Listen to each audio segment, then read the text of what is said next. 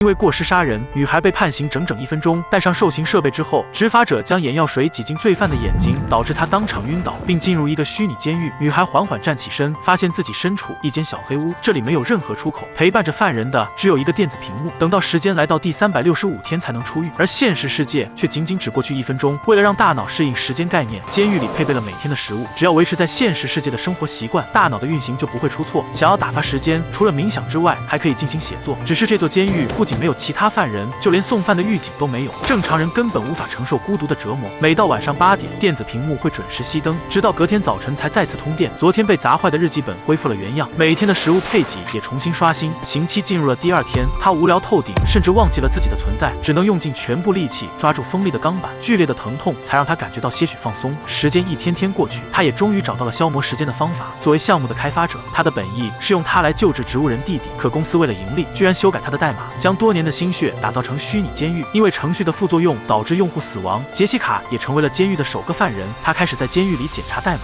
希望能找到产生副作用的原因。有了目标之后，时间过得飞快，很快就进入最后一天。他掐着手指等待着刑期结束，一直等到夜晚的熄灯时间，却没想到监狱的大门并没有出现，反而电子屏幕上的时间还突然重置，刑期居然再次回到了第1天。这到底是什么情况？他开始辱骂公司修改的烂项目，居然连监狱的出口代码都忘记。杰西卡再也不想多待1秒，他疯狂破坏监狱的每一寸土地，却还是徒劳无功。程序并没有丝毫反应，他终于绝望了，接受了被永远困在这里的结局。可没有想到，明明是密闭的小黑屋，却突然有风从食物储藏柜里吹出来。他走过去仔细寻找，居然找到了一个缺口，稍微用力就轻松打开了钢板。爬出洞口才发现，这居然是一座废弃的仓库。他已经不知道该作何反应，也不清楚自己到底在什么地方。无数疑问缠绕在脑海，他飞奔想要逃走，却又发现了另一间仓库。拉下灯泡开关，琳琅满目的食物堆叠成山，来不及细想，他打开仓库门，又发现了无数台监控设备。窗外的警卫发现有人越狱，他抢走外套撒腿就跑，警卫的车辆就停在路边，迅速点火拉满油门，才终于逃离了这个荒山野岭。冷静下来的杰西卡回想这一切，才终于明白这是公司的阴谋。由于他一直反对监狱项目，导致公司迟迟没有获得投资人青睐，高管就用这种方法将他踢出局。现在1年时间过去，监狱项目早就稳稳落地。他来到购物广场，随手顺走几件低调的衣物，大街上随处可见都是公司的宣传栏。杰西卡更是怒火中烧，直接来到警局报案。警方记录显示，他在1年前失踪，但移民记录清楚写明，其实他是在意大利居住了1年。焦急地将小黑屋的一切告诉警方，却得不到信任。再三请求之后，警员才同意去现场调查。只可惜仓库早就拆得干干净净，所有的证据都被掩盖，并且居住的公寓也早就租给了其他人，所有的研究成果早就被公司打包带走。正在走投无路之时，公司高管还追上门来，想带着他去一个安全的地方，并解释所有的一切。可杰西卡又不傻，直接转身从后门逃离。高管赶紧绕路堵截，他一路奔跑许久，实在无处可去，只能按响闺蜜家的门铃，一边吃着街边炒饭，一边解释突然失踪的原因。得知是男友因为测试公司产品死亡，导致她被判刑1年。闺蜜满脸疑惑，赶紧打了个电话，一辆车赶到接头地点。原来男友根本就没有死，他在使用程序之时，不小心在虚拟世界溺水，触发了大脑的防卫机制，以至于癫痫发作，在医院抢救了5天。杰西卡失踪的这1年时间，他开发的程序早就铺满了全世界，所有的学生都能用1天的现实时间掌握这一生所需要知识。更可怕的是监禁领域，所有的监狱都被拆除，不管是判刑300年还是无限期的犯人，现在都在使用这个产品服满刑期。这根本就不是杰西卡的初衷，他想知道公司到底修改了哪些代码。男友却希望他能慢慢来，先去找律师状告公司偷走了程序。可他根本不在乎什么公司，父亲明明是程序的原始开发者，但却突然宣布停止研发，并决定放弃抢救，让植物人弟弟就此离开这个世界。他接管项目的愿望只是为了将弟弟治好。男友决定支持他，冒险用员工身份进入公司。从前的程序员都愣住了，消失1年的老板居然逃了出来。他正想通知高管，却被当场控制。杰西卡调阅数据库，却并没有找到自己还未发布的程序。原来他所涉及的领域根本就赚不到钱，算上成本还可能亏损。那块硬盘早就被丢在角落吃灰。达成目标后，他并没有停留，只是狠狠给了程序员一拳，就赶紧逃出了公司。他回到父亲的车库，掀开了尘封了好几年的实验装置，所有的原始代码都还保存完好。时隔1年时间，他继续完善治疗弟弟的程序。父亲下班回家，看到失踪的女儿出现，他却无动于衷。杰西卡当然知道这是在欲擒故纵，其实他的心里十分激动，因为那个失踪人口的报案正是出自父亲之手。在小黑屋里沉淀1年，杰西卡已经找到了问题所在。男友在测试程序之后突然溺水，并不是因为程序故障，而是程序模拟的世界并不只有一种结局，它和真实世界没有区别，可以实现各种不同结果。而男友却意外走进了不好的结果，又因为体验太过真实，才导致癫痫发作。只要稍加完善，他相信植物人弟弟一定能够醒来，并拥有和正常人一样的生存体验。程序已经修改改完成，他将所需要的纳米机器人全部打印出来。父亲却还是建议他不要这么做。杰西卡不想吵架，直接驱车赶到医院，走到弟弟的病床边，给他穿戴好设备，并将眼药水挤进弟弟的眼球。植物人的意识被强行唤醒，在这个虚拟世界，他拥有完整的身体和意识。现实世界的弟弟也居然奇迹地睁开了双眼，两人在虚拟世界再次见到了面。看到弟弟焕发生机，杰西卡掩盖不住兴奋，迫不及待赶紧打招呼。弟弟却坐在海边一言不发，他跑向弟弟的方向，正要再次打招呼，弟弟却只是冷冷看了他一眼，并没有感到高兴。现实的身体反而开始癫痫发作。姐姐注视着弟弟的方向，他只是轻微笑了一下，就直接起身走向了望不到边际的大海，直接走进深水区，沉入了海底。看到弟弟如此痛苦，他也只能选择放弃，尊重弟弟的意愿，主动拔掉了管子，陪着弟弟待了许久。男友走进来安慰，是他尊重了植物人的选择。杰西卡一脸疑惑，他怎么会知道自己与弟弟的对话？一种可怕的预感涌上心头，原来他根本就没有苏醒，从始至终都停留在虚拟世界。现实世界已经过去了1分多钟，程序员赶紧给他来了一针，杰西卡这才返回现实世界。原来高管为了记录用户的感受，居然用他做实验，还将所有的过程录制了下来。他赶紧抢过来，一把摔掉。冷静下来之后，才终于明白过来，虚拟世界里的一切都是他的心结。或许他一心抢救弟弟真的是错的。回到家后，他和父亲和解，并同意了父亲的拔管请求。只是高管又有了新的发现，在虚拟监狱运行的第365天，他发现杰西卡的脑子突然出现了兴奋和害怕的化学反应。不知道待了1年的牢房有什么可兴奋和害怕的，只有一种原因，说明他当时逃出了监狱。没想到用户居然能跳脱写好的程序，进入一个自己构建的世界。这种惊天大发现足以打动这个世界上的任何一个投资人。杰西卡却拒绝继续研究下去。高管一心要重现这种状况，却苦于没有足够的研究样本，想让他再次回到监狱尝试一次。得到言辞拒绝后，他故意松口，又偷偷来到身后，将整整1罐眼药水全部泼进了他的眼睛里，并安慰他只要1分钟就好。杰西卡被迫再次来到监狱，程序员也只能听从命令，将记录设备带好。他们想要找到程序发生改变的拐点，但这对杰西卡来说可是噩梦。在等待365天，没人能承受得住。他反复告诉自己，这只是电脑程序，原地打坐无数天，再加上不进食的折磨，导致他的生命体征十分危险。但没想到，这却让他强行苏醒。他飞扑上去，将高管按倒在地，并将多余的眼药水全部抹进他的眼睛。高管也被强行带到了虚拟监狱。他将男人的身体放正，并录制脑子里的所有记录，想看看他到底能不能逃离监狱。高管孤独地做了整整半年，并没有任何发现。他的身体状况十分危险，再继续测试下去，恐怕会性命不保。杰西卡却没有犹豫，死死握住他的头，一定要他待够时间。365天之后，刑期再次恢复成第1天，高管都绝望了，难道要永远困在这里？又等了半个月后，他才终于将高管唤醒。不知道有了真实的体验之后，高管是否还会选择继续将监狱项目进行下去？杰西卡也根本不在意。他走出公司大门，和父亲会合。2名亲属见证了弟弟的管子被拔掉。做出选择的老父亲再也无法掩盖悲伤，在弟弟的床前痛哭流涕。杰西卡一心要让病人苏醒，可却从来没有问过对方的意见。亲身感受过虚拟世界之后，他终于和自己和解。